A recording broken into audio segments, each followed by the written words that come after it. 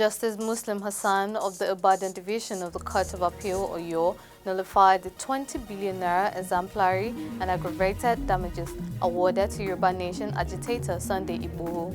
Hi, welcome to What's Happening. These are the top 10 stories. At number 1, Justice Muslim Hassan of the Ibadan Division of the Court of Appeal, Oyo, on Tuesday nullified the 20 billion naira exemplary and aggravated damages awarded to Yoruba Nation agitator Sunday Adeyemo, popularly known as Sunday Igboho, against the Department of State Security. The court also set aside the judgments that declared the attack on Igboho's house illegal, describing the award for damages against DSS as outrageous. At number 2, a federal high court sitting in Abuja on Tuesday dismissed a bail application filed by the suspended Deputy Commissioner of Police Abba Kyari, who is facing a drug trafficking charge preferred in him by the National Drug Law Enforcement Agency. The court, in a ruling delivered by Justice Emeka Mutei, said the applicant failed to present sufficient materials and evidence to warrant the granting of the application. The judge also fixed October 19th, 20th and 21st as the trial date for the embattled Deputy Commissioner of Police Abba Kyari and 4 others.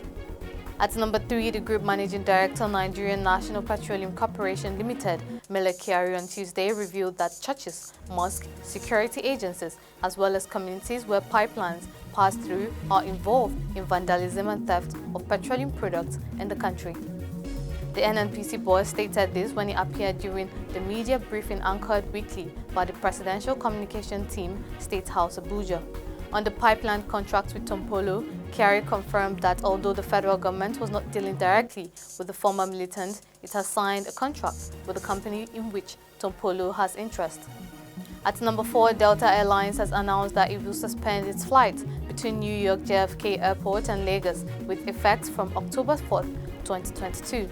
The airline disclosed this via a statement, stating that the route suspension was to fit into the current demand environment.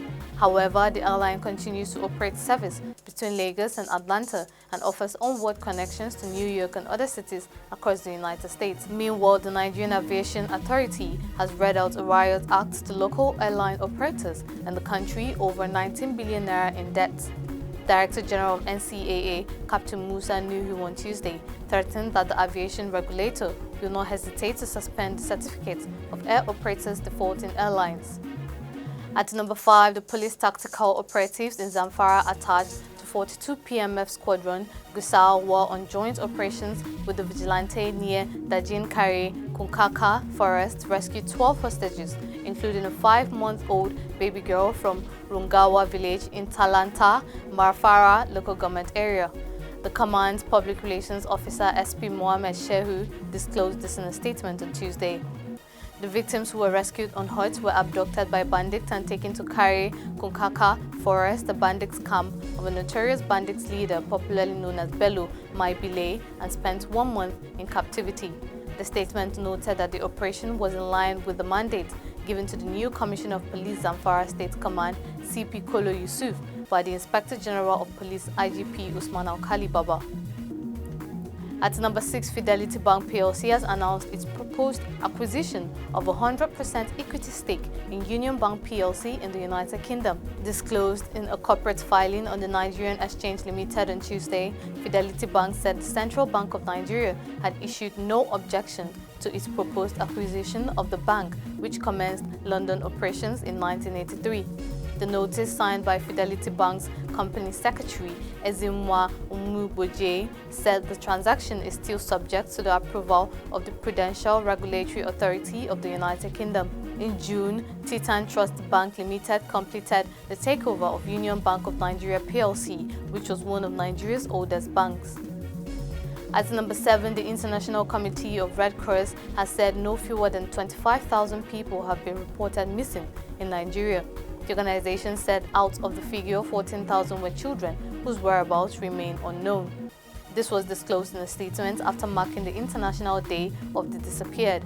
ICRC's head of delegation to Nigeria, Yang Bonzon, stated that documented cases of missing persons were on the rise. He also noted that there is no doubt that there are more children whose fate remains unknown. At number 8, the Delta government on Tuesday warned newly employed teachers for the state's technical colleges not to reject their postings in order not to forfeit the offer.